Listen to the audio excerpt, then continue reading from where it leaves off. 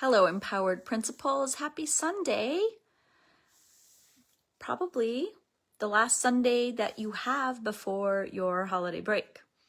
So if you have a case of the Sunday, I got to get everything done day before the holiday, if you're having that kind of energy today, I want to say I'm right there with you.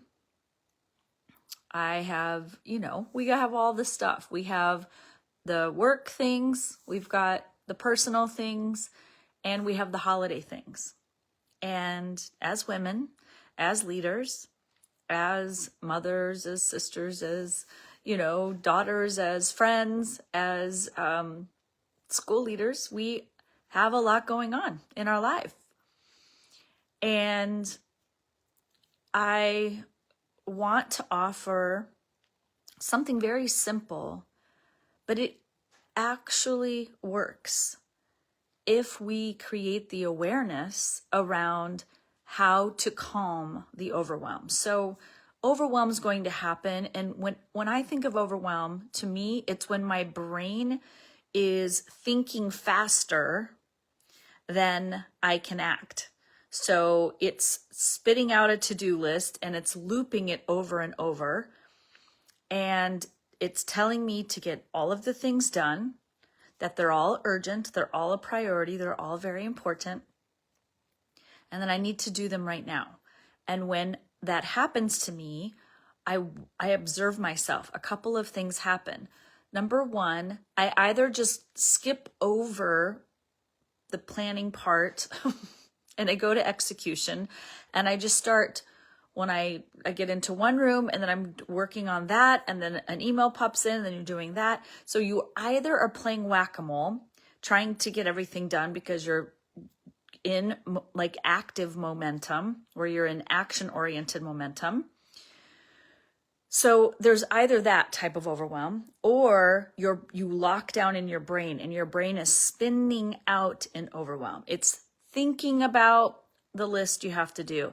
It's looping back around and around and around. So that puts you in inaction. It kind of gridlocks you from taking any action because you're thinking about the action. And this might be, the action you take might be just thinking, or you might be like writing it down, like making a to-do list, writing it down on a list, and then it's reinforcing how overwhelmed you are and how much you have to do. And when that's happening, so I know the week before break, a lot of times there's loose ends you want to wrap up so that you can feel relaxed over the holiday. And there's a lot of extra activity with the holiday celebrations, and you're wrapping up December, you're wrapping up the calendar year, and you're wanting to get a lot of things done this week. So first of all, notice when you're feeling like that anxiety, that overwhelm kicking in, where you feel your brain is telling you there's so much to do and it's listing out all of the to-dos. Notice where you lean. Do you lean into just going into massive action and running around and half doing this and then over here and half doing that and getting distracted? So you're checking an email, and then all of a sudden somebody comes in, and now you're having that conversation, and then, oh wait, I forgot I got to print these out, and oh wait, I forgot you know what I'm talking about. It's kind of this frantic momentum. And now it's tricky because it feels very productive because you are in motion. You're in physical motion. And so it's kind of feeding your brain like, yes, we're doing the things. But you're still feeling, you're fueled with overwhelm because you're a little bit here and a little bit here. You're still feeling frantic. You're still feeling chaotic. You're still feeling distracted. And you might look around and say, what did I actually get done today? I was very active, but what did I get done?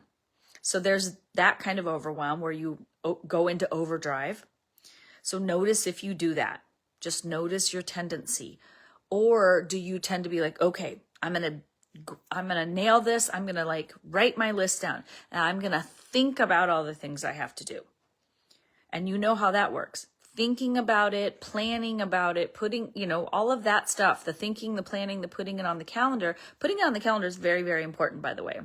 It has to move from a to-do list to be assigned to a date, a time, and duration.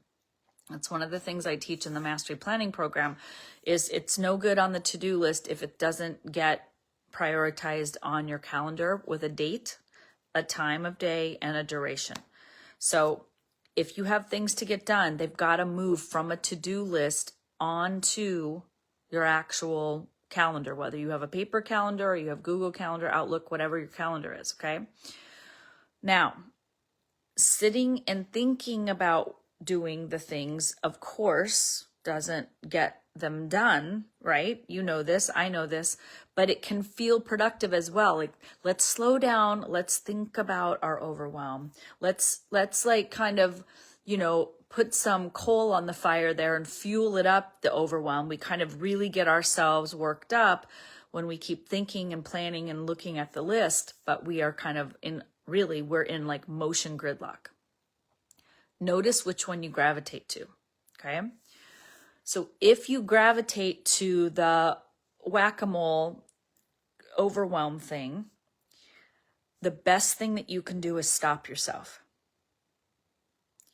You can stop yourself and take some deep breaths, regulate the nervous system. And then say to yourself, okay, this is not creating productivity. This is creating more internal chaos. This actually isn't productive. What I want to do is I want to be focused and efficient.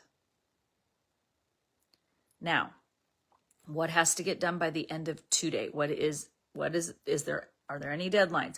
And you talk yourself off the ledge, and then you sit down and you do the planning part of your productivity.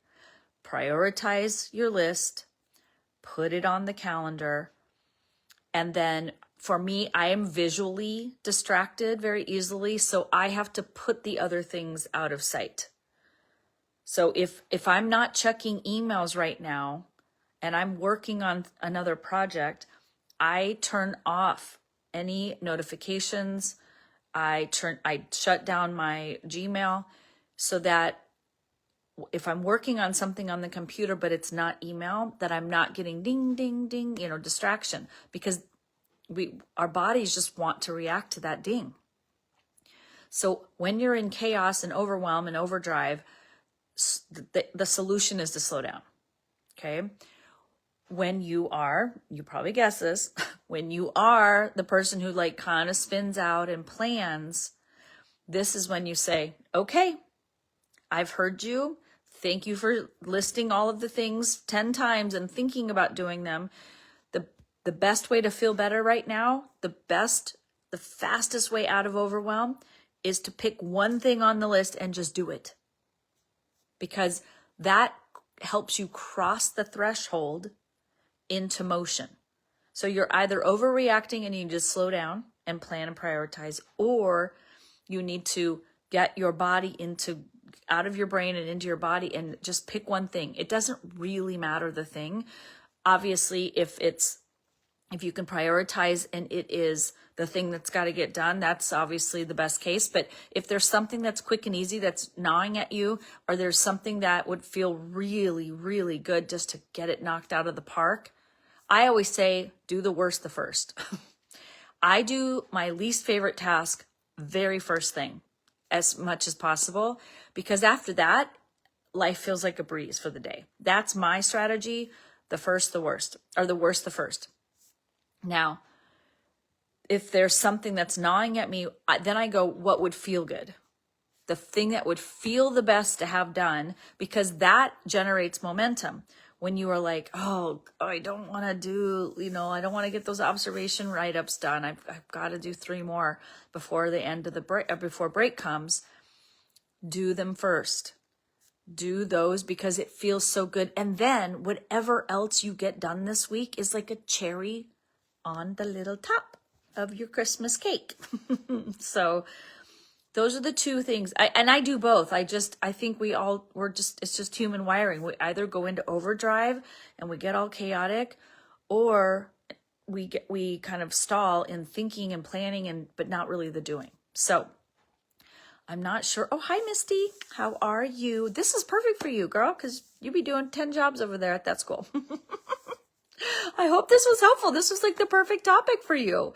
I look forward to connecting with you in January. I hope the balance program is helping you. So with that, I know this week will be busy. The other little thing I'm going to say about this, then I might talk more about it in the future, but I just want to plant the seed because it's Sunday. I invite you to spend this week living this week as a school leader in the way that you want to remember it. So many times we get so caught up and we fill our calendar so full. We try to pack in so much that we don't even remember anything. It's like, did I go to the Christmas pageant or not? Did I do the holiday show? Or like, what did I even do that week? Like, did I go visit classrooms? We just get so bent on being productive and just knocking tasks off our list that we look back and we can't remember the joy of this week, the joy of the kids and the crafts and the celebrations and all the fun they're having and the stories they're writing and the anticipation and just the energy of this time of year. It's really, really magical. But the leaders of the school can get so caught up in being in our masculine energy and in our doing energy and getting everything done. I really invite you to just put an intention for the week, like tonight or tomorrow morning when you wake up. What's my intention? What do I want to remember about this week? What do I want to enjoy about this week? Because this week, a week from now, when we're on here on Sunday night and you're at home with your family, or even if you have school Monday or Tuesday, this week will already be a memory. We're literally living in the present moment, creating memories. And that's all that we get to take with us is the memory. And as school leaders, it can be very easy to be like, all I remembered was working my tail off. But let's remember some of the magic, some of the fun, the smiles, the giggles, the laughter, the songs that the children sing, the crafts that they do, going into classrooms, letting them play, letting them have fun, be in the magic of it. It's so special. And it's a time where kids actually remember what they did with their teachers, the week before the holiday break. And if they live where there's snow, like I do right now, if you're living and there's snow, let the kids go out, let them play, let them delight, let them create memories, fun school memories for you, for them, for the greater good, because that's what we're here to do. We're here to create special times, magical times, and precious memories with our little ones at school. Whether you have pre-K to 8-year-olds, or 10, 12, whatever age they are, they're so precious and they're still little. So may you be well. Happy Sunday. And I really look forward to hearing how your week is going. So I'll be checking in tomorrow. Take good care. Bye, guys.